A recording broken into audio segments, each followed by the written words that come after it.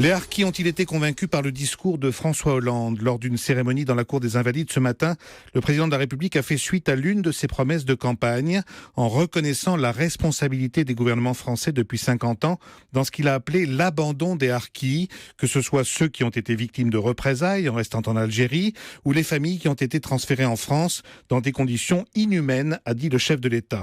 Des mots forts pour les représentants des harkis, même si certains s'attendaient à l'annonce d'une loi. Écoutez ce fils de harki, Hassen Arfi, il se dit déçu. Pour nous, c'est pas suffisant. C'est insuffisant parce que les paroles s'envolent. Si vraiment le président de la République veut porter une reconnaissance de la nation envers les harkis, c'est à travers une loi. C'est la seule reconnaissance qu'on peut avoir. Là, ce qu'il vient de dire, c'est ce qu'il a dit Sarkozy il y a 5 ans en arrière. Pour vous, que changerait une loi ? Cette loi, ça serait la reconnaissance de la nation. Ça prendrait une réparation matérielle aussi. Il y a ceux qui ont été abandonnés là-bas en Algérie, mais il y a ceux aussi, la deuxième injustice qui s'est faite ici en France, c'est dans les camps. On a sacrifié toute une génération. Grillage barbelé, poste Mirador, couvre-feu à 22 heures.